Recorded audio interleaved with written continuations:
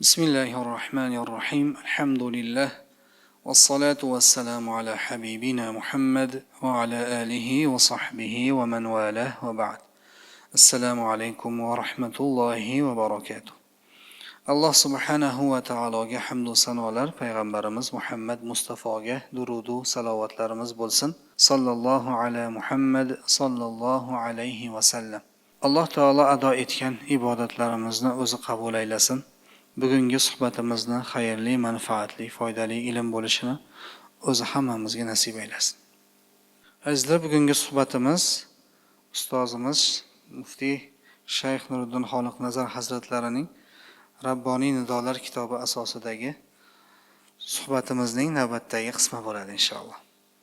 Bu kitobni yaxshi bilamizki, hadisi qudsiylarning sharhiga bag'ishlangan juda ham bir ibratli, uni ichidan ko'plab ilmlar va shuningdek odob axloqlarni o'rganadigan kitob. Ya'ni hadisi qudsiylarda asosan ruhiy tarbiyaga tegishli, odob axloqqa tegishli, qalbni poklashga aloqador bo'lgan va shuningdek yaxshi fazilatli amallarga targ'ib qiluvchi hadislar ko'proq keladi. Shuning uchun hadis qudsiylarda ko'proq fiqhiy hukmlar emas, mana shunday ruhiy tarbiyaga oid, odob axloqqa oid hadislarni o'rganamiz. Va bu narsa yurish turishimizga, har kunlik kundalik hayotimizga juda ham asqotadi azizlar. Oxirgi suhbatimiz 3-hadisi qudsiyning sharhiga bag'ishlangan edi. Yarmida kelib to'xtagandik. Ana shu joyda inshaalloh davom ettiramiz.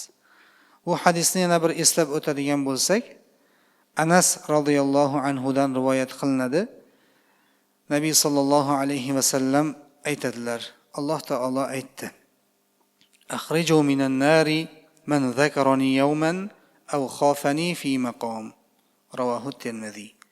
Alloh tabaraka va taolo aytadiki, meni biror kun zikr qilgan yoki mendan biror o'rinda qo'rqqan kishini do'zaxdan chiqaringlar deb aytaman. Alloh taolo shunday deb nido qiladi. Imom Termiziy rivoyat qilganlar, ya'ni bu holat qiyomat kunida bo'ladigan holat. Bandalarning savol javobi bo'lgandan keyin Allohning izni va irodasi ila jannat do'zaxga hukm qilingandan keyin mana shu do'zaxiy bo'lgan ba'zi mo'min musulmon bandalarga nido qilib aytilar ekanki, meni bir kun, bir muddat xolis Alloh uchun zikr qilgan inson bo'lsa, ya'ni meni xolis eslagan bo'lsa, boshqa narsa umidda emas, faqat mendan qo'rqib, meni rahmatimdan umid qilib eslagan banda bo'lsa, uni jahannamdan chiqaringlar deyman deyilyapti. Va bir maqomda mendan qo'rqqan banda bo'lsa, uni ham jahannamdan chiqaringlar deb nido qilaman. Bir maqomda degani shunaqa bir o'rin kelib qoladiki, insonning nafsi va shayton shunday gunohga ro'para qilib qo'yadi. Ro'parangizdan gunoh ishga hamma imkoniyat hozir bo'lib chiqqan paytda, masalan deylik, o'g'irlik qilmoqchi, hamma shart-sharoit muhayyo bo'ldi. Hech kim yo'q, hech kim ko'rmayapti, kamera yo'q. Yo'q, Allohning huzuriga borganda nima deb javob beraman degan qo'rquv bilan o'sha ishidan qaytsa, shu maqomda Allohdan qo'rqsa, ana shu insonni boshqa amali deylik rasvo bo'ldi, boshqa amallari yaxshi chiqmadi-da jahannamga hukm qilindi, lekin qalbida iymoni bor edi o'sha inson. O'sha insonni mana shu bir maqomda Allohdan qo'rqqani sababli uni jahannamdan chiqarishga Alloh taolo buyruq berar ekan. Bu mavzuning birinchi qismida Alloh taoloni eslash, zikr qilish masalasini atroflicha o'tgan suhbatimizda o'rganganmiz. Ana shunda aytib o'tilgandiki, ibodatlar ichida eng osoni azizlar zikr bo'ladi. Eng osoni. Qolgan ibodatlar ham oson, lekin shart-sharoiti, ba'zi bir talablarni qoyim qilish zarurati jihatidan zikrda deyarli shart yo'q-da. Tahorat shart emas. Masalan, kiyimda nopoklik bo'lsa ham zikr qilishdan monelik bo'lmaydi. 3 ta holatdagina ulamolarimiz aytadilar, zikr qilishdan qaytariladi. Ba'zi ulamolar 3 tadan ham oshirgan, asosan 3 ta. Bittasi hojatxonaga kirganda, bittasi ayoli bilan yaqinlik jarayonida, yaqinlik paytida, uchinchisini imom xutba qilayotgan paytda deyiladi. Ya'ni juma kuni yoki ikki hayitda imom xutbaga chiqqan paytda zikr ham to'xtaladi. Xutbaga quloq tutiladi. Bu mavzuda ko'p gaplashdik, ya'ni xutba payti gaplashuvchilar masalasini avval ham bir eslab o'tgandik. Ba'zida juma namozlariga kelib qolsak, orqaroqda o'qib qolsak, ba'zi odamlar xutba paytida yonidagi bilan hiringlashib kulib o'tirganini yoki hozir chiqib oshga boramiz, ertaga choyxona boradi, choyxonani muhokama qilib o'tirganlarni eshitib qolamiz. Azizlar, xutba paytida hech narsani gapirish mumkin emas. O'ta haligi halokat zarurati bo'lmasa, ya'ni bir o't ketyapti, bir nimadir halokatli holatdan ogohlantirish bo'lmasa, qolgan paytda jim turib xutbaga quloq solinadi. Hatto namoz o'qilmaydi, hatto zikr qilinmaydi, hatto Qur'on tilovat qilinmaydi. Va bundan boshqa paytlarda xohlaganimizcha Alloh taoloni zikr qilish imkoniyatiga egamiz.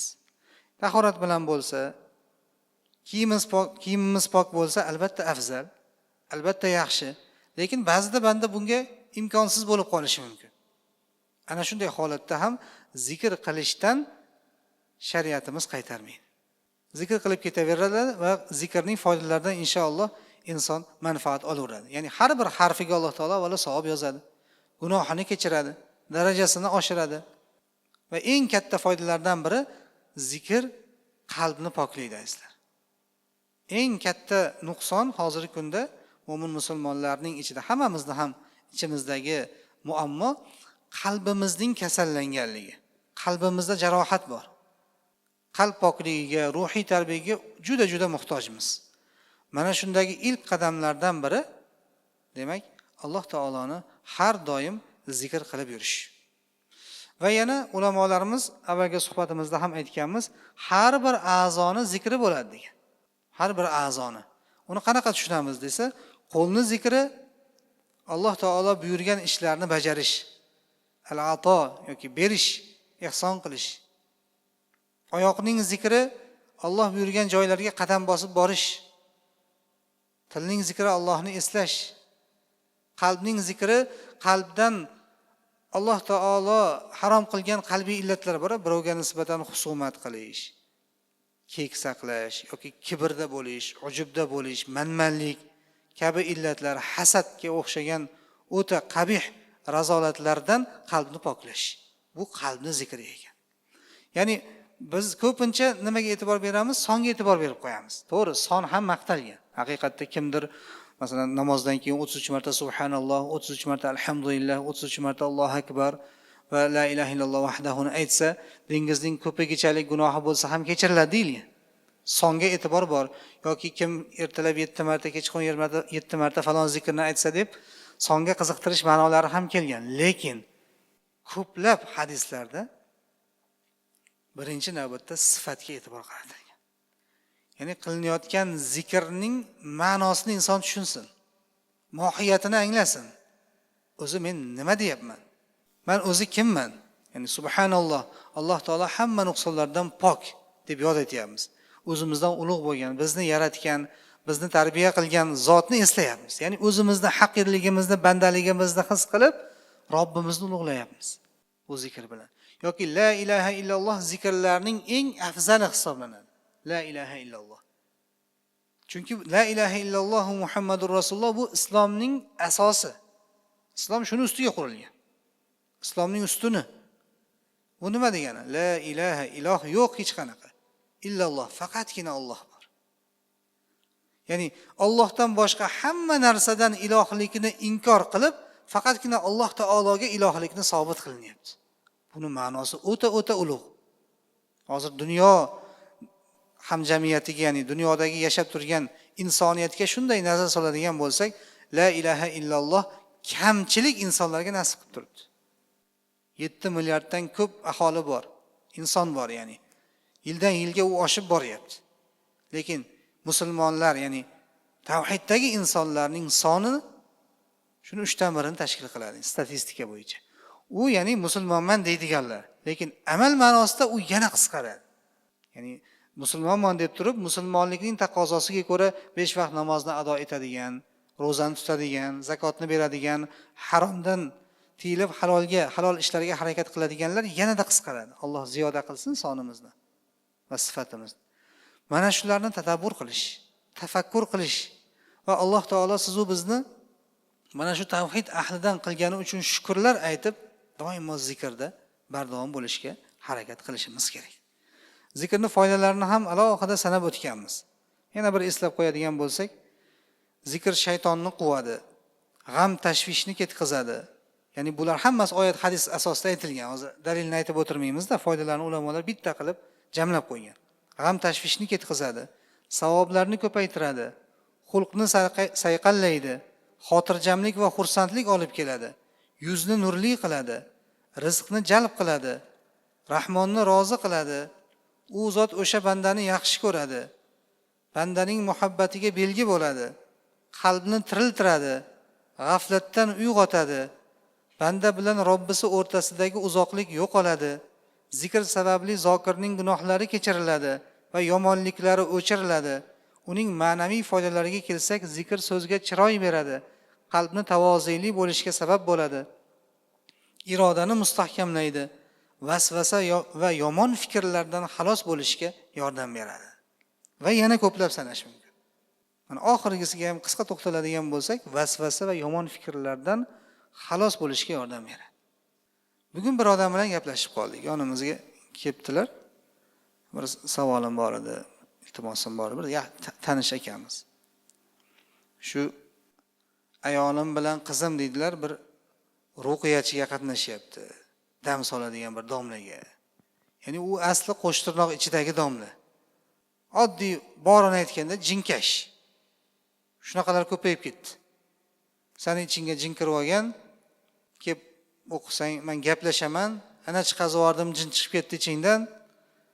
Bir haftadan keyin kelgin, proverka qilamiz. Kelsa yana kirib olibdi, yana chiqazib yuboraman kabi gaplar bilan deydi, bir marta boruvdik bir. Keyin 2 oydan keyin yana bir shunaqa yomon his qilgandek bo'ldik deb, birinchi borganimizda yaxshi bo'lib qoldik deydi. 2 oydan keyin yana sal yomonlik his qildik, yana bordik. Keyin yana yaxshi bo'lib qoldik.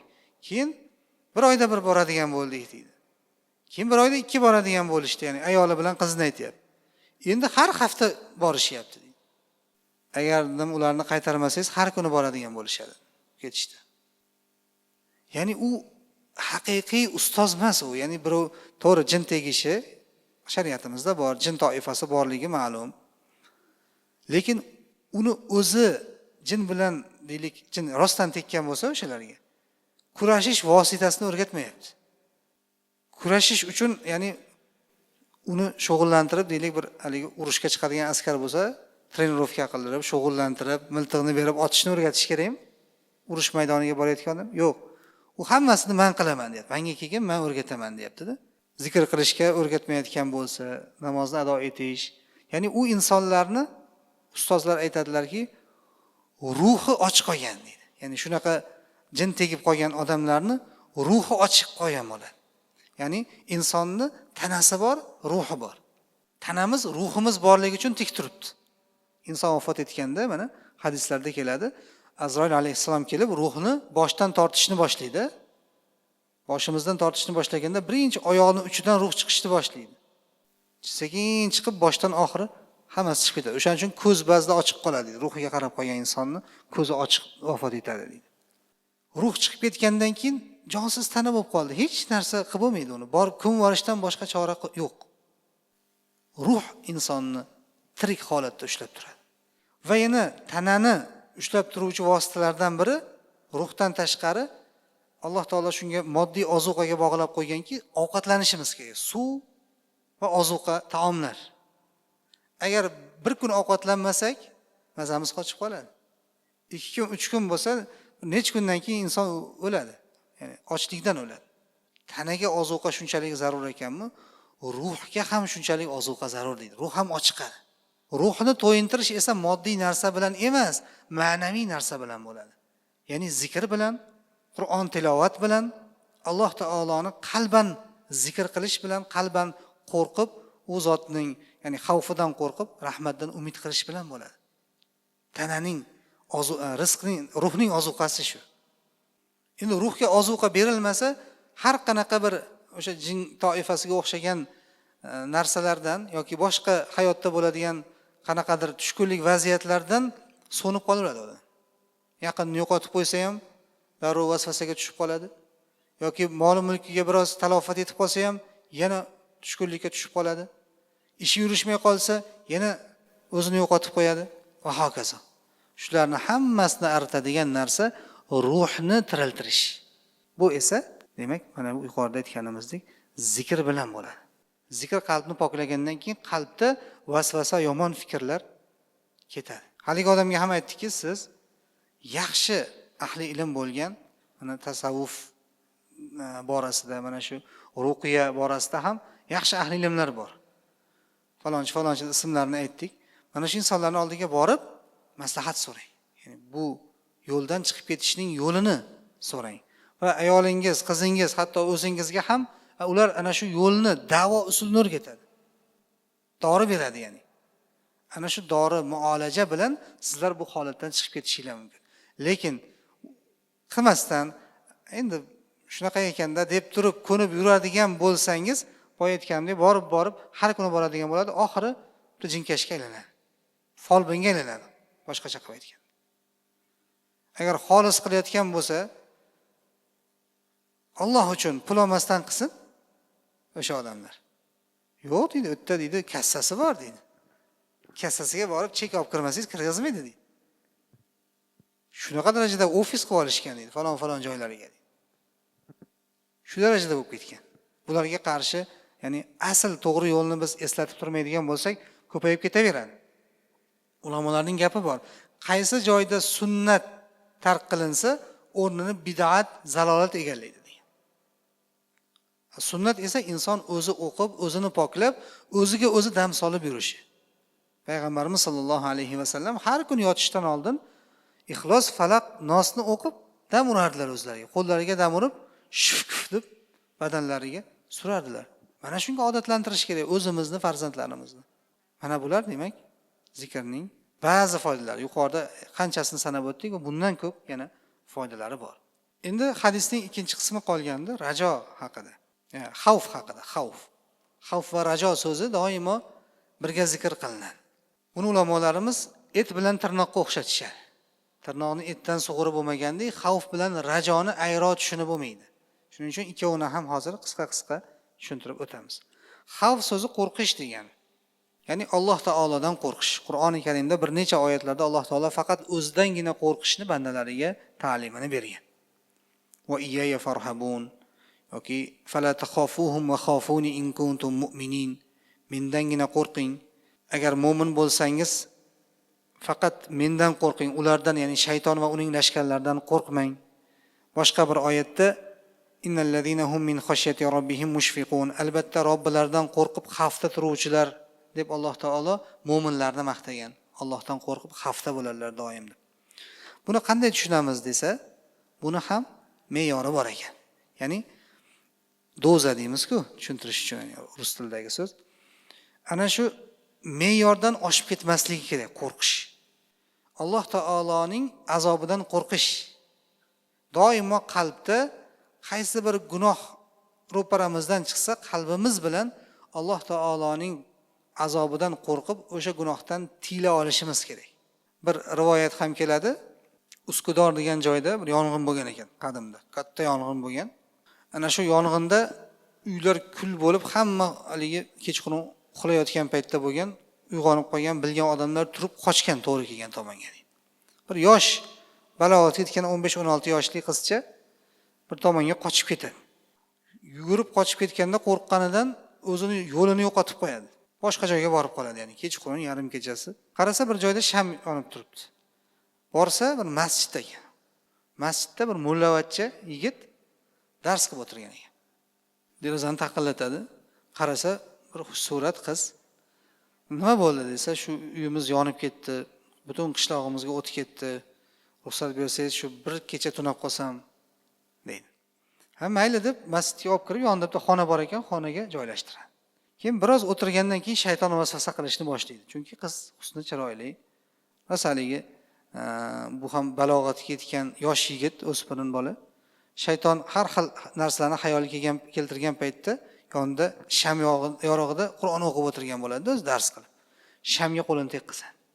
Qo'li kuygandan keyin qo'lini tortib oladi. Va o'ziga o'zi aytadiki, ilm qutqaradi-da. Aytadiki, bitta shamning oloviga chida olmayapsan-u, agar hozir gunoh ishni sodir qilsang, do'zax Allohning azobiga, do'zaxdagi azobiga qanday chidaysan? Birozdan keyin yana xuddi shunaqa holat qalbiga keladi, vasvasa. Yana shamga qo'lini tekkizib, ertalabgacha deydi, butun kaftini, qo'llarini kuydirib chiqadi. Lekin ertalab bo'lganda o'sha qizni ota-onalari qidirib keladi, topadi.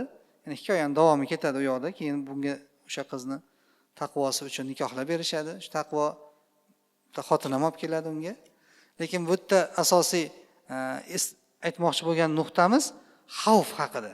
Alloh taolodan qo'rqish, mana shunday Alloh taoloning azobini qalbdan o'tkazib, kerak bo'lsa, mana shu solih yigitning misolida tanada ham tatib ko'rib turib tiyilyapti gunohda. Ruhiy tarbiya ustozlari mana shunday o'rgatadi. Ba'zida yozning kunida, qishning kunida deylik, hammomga kirib cho'milmoqchi bo'ldingiz. Yechinib tayyor bo'lib, suvni bitta ochganingizda ba'zida tepada qolib ketadi-yu. Muzdek suv tushadi ustingizga. Qanaqa seskanib ketasiz? Yoki aksi. Qaynoq suv tushishi bor mana shunaqa holatda. Yoki birdan suvni ochib qo'ygan paytingizda suv birdan qizib ketib qoladi. Alloh taolaning qiyomatdagi, ya'ni do'zaxdagi azoblaridan biri muz bilan azoblashi ham bor. Alloh asrasin. Sovuq qottirib. Keyin qaynoq suv bilan azoblashi, qaynoq olov bilan azoblashi ham bor. Hadislarda keladi. Mana shularni bir his qilib ko'rgan insongina bir sekund bo'lsa ham gunohdan tiyilishga mudom o'zida kuch topadi. Ya'ni gunohdan tiyilishga 10% kuchi bo'lib turgan bo'lsa, mana shuni bir oz tafakkur qilib ko'rsa, 15%, 20% bo'lib ko'payadi.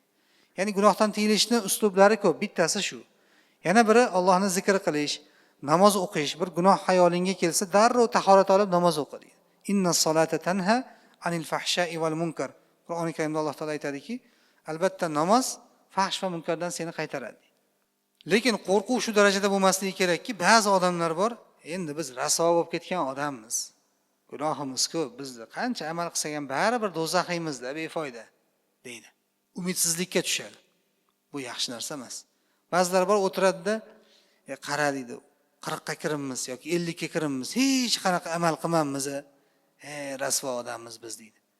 Ya'ni buni tafakkur qilish yaxshidir, lekin qachon ko'rsangiz shunaqa gap gapiradiganlar bor. 40 yoshda ham shuni aytayotdi, 45 yoshga kirgandan keyin ham shuni aytayapti. Voy baraka topkur, ustozlarning gapi bor. O'tgan vaqtni bekor o'tib ketdi deb nadomat qilib gapirib o'tirishing ham hozirgi vaqtingni zoya qilish deydi. Ya'ni o'shani gapirishga ham bir 30 sekund, 1 daqiqa vaqtini sarflayapti-da. O'sha 1 daqiqada qancha zikr qilib qo'yish mumkin? Shuning uchun ulamolar yaxshi amalning kechi bo'lmaydi deydi. Qachondan boshlash kerak desa, hozirdan boshlash kerak. Ya'ni hozir chiqib ketyapmizmi o'zimizda sinab, yo'lda uyga borguncha la ilaha illalloh 100 ta aytaman deb yurish kerak. Bugun 100 ta aytsak, ya'ni qalban, ertaga inshaalloh u 200 taga chiqadi. Oxir til o'rganadi. Siz o'zingiz majburlamasangiz ham til asta-sekin la ilaha illalloh subhanalloh deyishni boshlaydi. U keyin qalbga ko'chadi va oxir oqibat inshaalloh zokirlarning safiga insonni olib chiqadi. Mana shu narsani demak xavf derkan. Payg'ambarimiz sollallohu alayhi vasallam bir hadislarida uzun hadisa 3 ta odam kelib Payg'ambar alayhisolamning amallarini surishtirishadi. Falon amallarni qiladilar, kunda 5 vaqt namozni o'qiydilar, uxlaydilar, tahajjudga turadilar kabi onalarimiz kunlik Payg'ambar alayhisolam vazifalarini aytganlarida oz sanashadi haligi odamlar. Endi Rasululloh gunohlari kechirilgan zot bo'lsalar, amalda ham o'sha qolla va dalla qilyaptilar-da, ozginaga sozgina qilyaptilar deb uchovi o'zlariga o'zlari va'da berishadi. Bittasi aytadiki, men bir umr roza tutib o'taman deydi. Ikkinchisi, men kechqurun bilan uxlamasdan namoz o'qib chiqaman endi o'lgunimcha. Uchinchisi, men endi hech qachon uylanmayman. Chiqib ketishadi Payg'ambar alayhisolam xonadonlaridan va bo'lgan voqeaning xabari Rasululloh sallallohu alayhi vasallamga yetkaziladi. O'zlari aytadilarki, darrov haligilarni chaqiradilar yoki ular masjidga kirgan paytda chiqib xutba qiladilar. Shundoq deganlar sizlarmi deydilar. Bilib qo'yinglar, Allohga qasamki, Allohdan eng qo'rquvchirog'ingiz ichingizda menman va Alloh taologa taqvodorrog'ingiz ham menman deydilar. Lekin ro'za ham tutaman, og'zim ham ochiq yuradi. Namoz ham o'qiyman, uxlayman ham. Ayollarga uylanaman ham. Uylanish mening sunnatimdir. Kim bundan yuz o'girsa mendan emas degan jumlani mana shu hadisning oxirida aytganlar. Ko'pincha nikoh mavzusida aytiladi-yu, nikoh mening sunnatim, kim yuz o'girsa mendan, mana shu joyda aytganlar. Ya'ni bu joydan oladigan narsamiz shuki, xavfda ham me'yorni bilishga targ'ibda shu joyda. Insonda tananing ham haqqi bor, ahli oilasining ham haqqi bor, boshqa insonlarning ham haqqi bor, ularni ham rioyasini qilish kerak. Insonlarga aralashib, ularga manfaat yetkazishni o'zi ham Allohdan qo'rqish, xavfning bitta ko'rinishi aslida. Faqat inson buning uchun dinni to'g'ri anglab, to'g'ri tushunishi kerak.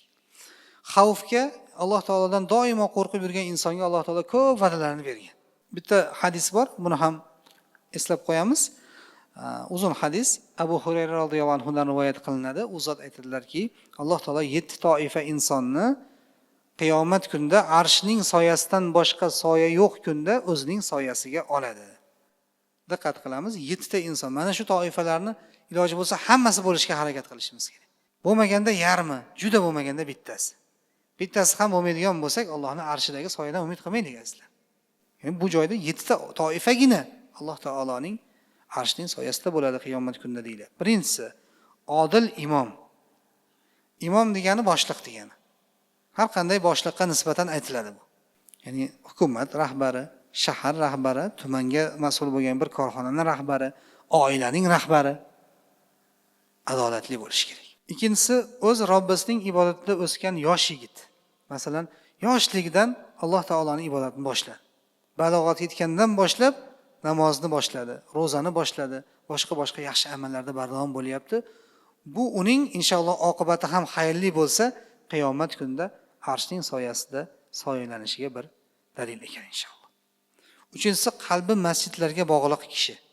Ya'ni ba'zi insonlar bor, doimo 5 vaqt avvalo namozga qatnaydi. Alloh hammamizni mana shunga muvaffaq aylasin. 5 vaqtga masjidga qatnaydiganlardan qilsin. Va shuningdek, masjidning ishlariga ham, xizmatlariga ham doim bel bog'lab turadiganlar bor. Bizni oldimizga ham keladi. Qor aka, nima xizmat? Ya shu duo qilib tursanglar, yo bir xizmat aytmasangiz, biz ham xizmat qilaylik deb qo'yadi ba'zilar. Ham haligi Payg'ambar alayhisalom davrlarida kelishgan-ku Rasulullohga, hamma boylar savobni olib qo'yapti. Bizga ham bir yo'l o'rgating deganlar, shunga xursand bo'lib ketamiz-da. Biz ham bir dinga nimadir xizmat qilaylik deyshadi. Ba'zi ishlarga shunda ularni bir dalolat qilgan bo'lamiz. Bu ham mana shu masjidga inson bog'lansa. Masjid Allohning uyi. Allohning uyini obod qilgan insonni uyini egasi o'zi mukofotlaydi. Egasi hech qachon quruq qo'ymaydi. Ya'ni u kim? U zot Alloh. Alloh taoloning mukofoti esa dunyo va oxiratda eng totli, eng barakali ne'mat bo'ladi inshaalloh. Alloh yo'lida bir-birini yaxshi ko'rib, Alloh uchun jam bo'lib, Alloh uchun ajrashadigan 2 kishi. Ya'ni Alloh uchun do'stlashgan do'stlar. Shunaqa insonlar jamiyatimizda inshaalloh bor. Bundan keyin ham bo'ladi. Sahobiylar davrida juda ko'p bo'lgan. Bir-birlarining holidan xabar olish. O'zidan ko'ra o'zi muhtoj bo'lib turibdi bitta narsaga. Birodarini ustun qo'ygan. Birodarimga bo'lsin shu degan. Biz odatda 10 ta tanga bo'lsa bittasini yordam qilamiz. Qo'limizda 10 ta bo'lsa bittasini berib yuboramizda ehson qildim deb kerilamiz. Sahobiylar bitta bo'lsa o'sha bittani berib yuborgan. O'zingga nima qolsa Alloh va Rasuli qoldi degan. Ya'ni Allohning va'dasi bor, bitta berdim, 10 ta beradi inshaalloh degan. Albatta keyin Allohning va'dasi haq bo'lib bergan boshqa tomon. Bu haligi ba'zilar hozir o'rni kelganda aytib qo'yaylik. Ijtimoiy tarmoqlar rivojlanib ketib, ba'zi erkak ayollar, o'g'il qizlar shu ijtimoiy tarmoqlarda bir-biri bilan tanishyapti. Do'stlashib, ba'zi muloqotlarni qilgan holatlari bo'lyapti. Ba'zi savol berib qolishadi-da. Ya'ni bir nomahram qiz bilan gaplashib, Alloh yo'lida do'stlashsak bo'ladimi deydi. Savolni qarang. O'zing aytib turibsan nomahram qiz deb. Nomahram bilan do'stlashish mumkinmi? U bilan o'zi gaplashishni o'ziga shariat alohida hukmlarni belgilagan, ya'ni qoidalarni belgilagan-ku. O'zi shubhalanib turib so'rayapti. O'zi bilib turibdi ishi noto'g'riligini. Yo'l qidiryapti. Bu joyda nomahram ular o'rtasidagi muomala emas. Erkak kishi bilan erkak kishi yoki ayol kishi bilan ayol kishi o'rtasida bo'ladigan haqiqiy Alloh uchun bo'lgan muhabbat, ya'ni do'stona muloqot aytilyapti. Keyingisi mansab va jamol egasi bo'lgan ayol o'ziga chaqirganda, ya'ni zinoga chorlaganda men Allohdan qo'rqaman degan kishi, u ma'lum. Yani qanday holatligi? Sadaqani maxfiy qilib, hatto chap qo'li, o'ng qo'li qilgan sadaqani bilmay qolgan odam va oxirgisi Allohdan xoli qolib, Allohdan qo'rqib, ko'z yosh to'kkan kishi. Bizni mavzuyimizga tegishli joy aynan mana shu edi. Ya'ni kim Alloh taolodan qo'rqsa, doimo xavfda bo'lsa, Alloh taolo nima deyapti? Arshimning soyasidan soya beraman deyapti. Arshning soyasida, ya'ni qiyomat kuni shunaqa kunki, hali savol javob qilinmasdan odam to'kilib bo'ladi. Tamom bo'ladi. Lekin ana shu holatdayoq yaxshi insonlarga Alloh taolo mukofotini berishni boshlaydi. Ya'ni arshning soyasidan soya berdi degani, qolgan ishing 5 degani. Inshaalloh. Yaxshi insonni kelishdan boshlab hurmat qilish boshlanadi-yu, darvozaning tagidan boshlab 5 kishi kutib oladi, 2 kishi kuzatib olib kiradi, o'tkazadi, darrov choyni olib kel deydi.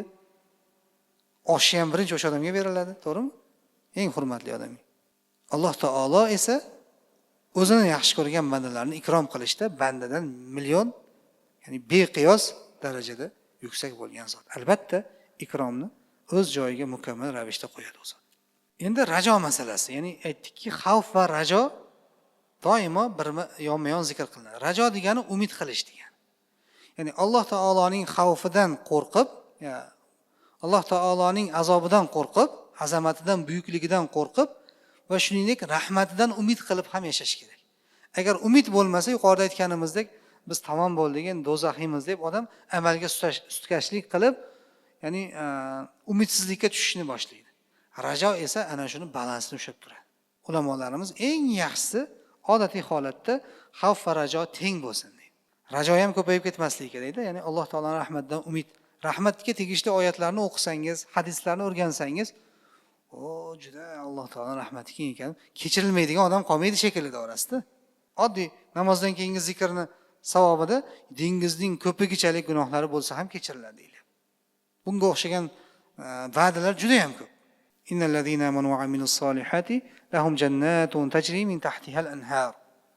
Ya'ni iymon keltirib solih amal qilganlar, solih amalning ichiga farzlarni bajargan, vojib sunnatlarni bajargan, gunohlardan tiyilganlarga Alloh taolo ostidan anhorlar oqib turadigan jannatlarni qiyomat kunida beradi deydi.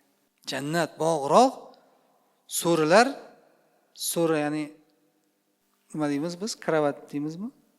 Toshkent shevasida so'ri deyilaradi. Hammaga tushunarli. O'sha so'ri ekanda uni ustidagi ne'matlarni ham zikr qiladi Alloh taolo. Qadahlar tilladan bo'lishi, oltindan bo'lishi, unga chaqqon yigitlar kelib g'ilmon deyiladi, jannat xizmatchilari to'ldirib g'ulomlar, huri g'ilmon deb aytiladi. O'sha g'ulomning ko'pligi g'ilmon bo'ladi, ya'ni jannat xizmatchilari bo'lgan yosh yigitlar, navqiron yigitlar chiroyli kiyimlarda kelib qadahlarni to'ldirib berishi, ya'ni sharob, mast qilmaydigan yoqimli ichimlikni berishi. Hamma ne'mat mukammal bo'ladi-da. Tagidan yana o'sha so'rining tagidan suv oqib turar ekan. Va suvga shundoq qarasang deydi, sutdan oq, asaldan shirin. Uning ichida duru javohirlarga to'la, jannatning tuprog'ini o'zi tilladan, yana daraxtlar, hamma ne'matlarni zikr qiladi. Odam jannat bog'iga kirib sayr qiladi, o'qisa-da. Shunaqa ne'matlarni berishini Alloh taolo va'da qilganini o'qib turib, odam ba'zida umid ko'payib ketib qolsa, amaldan to'xtab qolishi mumkin. Ha, endi Alloh kechiradi-da. Zinokorni ham kechiraman debdi. Ba'zilar bor. Astagfirullah, hadis bor-ku. Itni sug'orib jannatga kirgan fohisha ayol qissasi keladi. O'tgan qavmlardan bir ayol deydi Payg'ambar alayhisalom, sahih hadis. Fohisha bo'ladi o'zi, yomon yo'ldagi ayol bo'ladi. Bir sahroda ketayotgan paytida bir suv o'zi chanqab ketib suv ichadi. Keyin ketayotsa bir it chanqoqdan yotib tuproqni yalab yotgan bo'ladi. Ular holatda bo'ladi, kuchi qolmagan.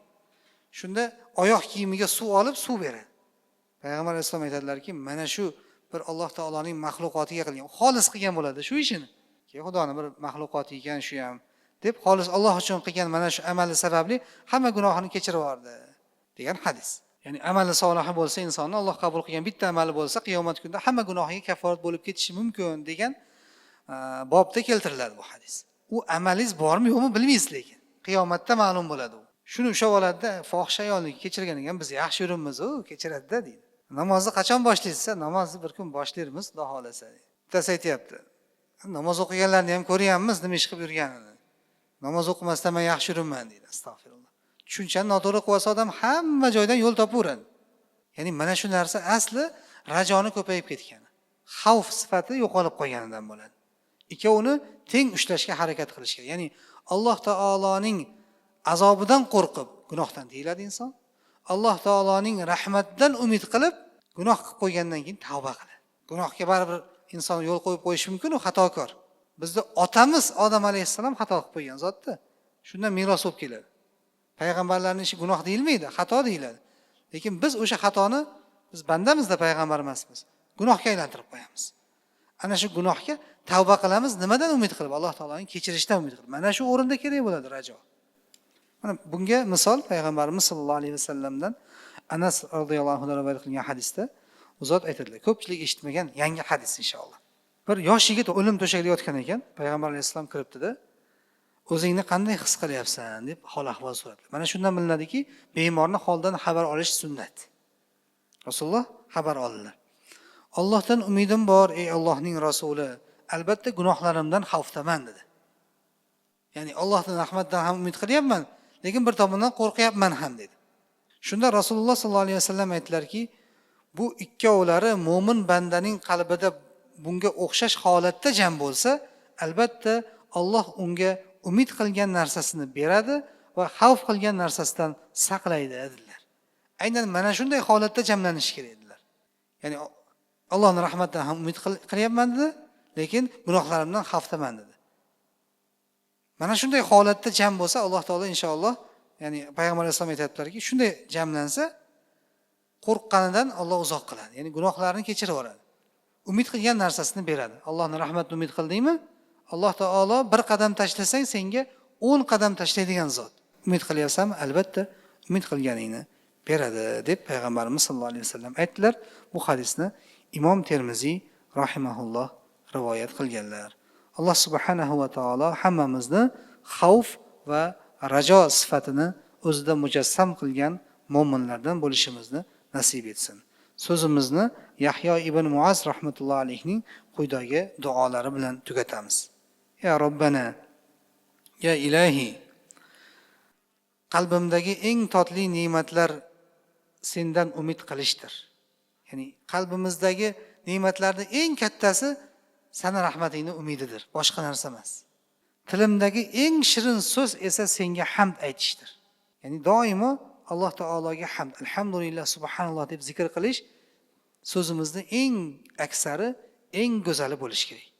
Men uchun eng suyukli soat senga yo'liqadigan vaqtimdir degan ekanlar Yahyo ibn Muaz rahimahulloh. Ya'ni agar inson boshqa bir sahobiydan ham keltiriladi, hamma o'limni yomon ko'radi, o'limdan qo'rqadi, men yaxshi ko'raman deganlar. Nimaga desa, meni eng yaxshi ko'rgan zotim, qalbimdagi muhabbatim Robbim Alloh taolo. Ya'ni bir insonni yaxshi ko'rsa, eng yaxshi ne'mat nima? Visolda. O'sha odamga, ya'ni bir ayolni yaxshi ko'rsa, visol, yetishish. Boshqa narsa uni xursand qilmaydi. O'sha uchun harakat qiladi. Robbisini yaxshi ko'rgan narsaga eng katta orzusi nima? Visol, yetishish. O'lsam yetishaman Robbimga, shuning uchun o'limni yaxshi ko'raman deganlar. Agar bir inson o'limga tayyor bo'lsa, o'zini doimo nafsini tergab, o'zini amallarini taftish qilib, o'zini o'limga tayyorlab yuradigan bo'lsa, o'lim uchun go'zal xotimaga, go'zal ko'rinishga aylanadi. Avvalo umrimiz uzoq bo'lsin, rizqimiz keng bo'lsin. Alloh taolo, ya'ni boshqa bir hadisda ham umri uzoq, amali go'zal bo'lgan inson eng yaxshi inson degan. Umrimiz uzoq va amalimiz go'zal bo'lsa inshaalloh, lekin haqiqat hech kim qocha olmaydi. O'lim haq. Ana shu o'limga tayyorgarlik ko'rib borsak, Alloh taoloning visoli bo'ladi o'lim inshaalloh. Oriflar, Alloh taologa yetishgan zotlar o'limni mana shunday Alloh taoloning visoliga yetishish deb tasavvur qilishgan va shunga intilishgan. Ya'ni bir odam musobaqaga rosa tayyorlandi. Chiqdi, deylik, jang kurashdi, kurashda yengdi. Keyin chorak finalda yengdi. Yarim finalda yutgandan keyin hammani terib qo'yadi-da, mukofotlashni boshlanadi. O'shanda tezroq meni o'qisa-yu, tezroq sovrinini bersa deydi. To'g'rimi? Chunki bu yoqda do'ndirib qo'ydi-da ishni. G'olib bo'lib qo'ydi. Biz ham dunyodagi imtihondan doimo g'olib holatda o'tishga harakat qilishimiz kerak. Buning uchun esa mana shu yuqorida zikr qilingan hadisi qudsiyda zikr qilingan xavf va rajo sifatini o'zimizda mujassam qilib, doimo Alloh taoloni xolis azamatini, buyukligini his qilgan holda zikr qilib yurishga harakat qilishimiz kerak va amalimiz ham ana shu qalbimizdagi Alloh taoloning qo'rquviga, xavfiga muvofiq doimo gunohlardan tiyilishda, birovning haqqidan hazar qilishda va yaxshi, solih, birovga yaxshilik qilish amallarida peshqadam bo'lishga, musobaqa qilishga intilishdan iborat bo'lmog'i lozim. Subhanakallohumma bihamdik, nashhadu an la ilaha illa anta va nastag'firuka va natubu ilayk. Allohumma aghnina bil ilm va zayyinna bil hilm va akrimna bit taqwa va jamilna bil afiya. Allohumma salli va sallim va barik. Assalomu alaykum va rahmatullohi va barakatuh.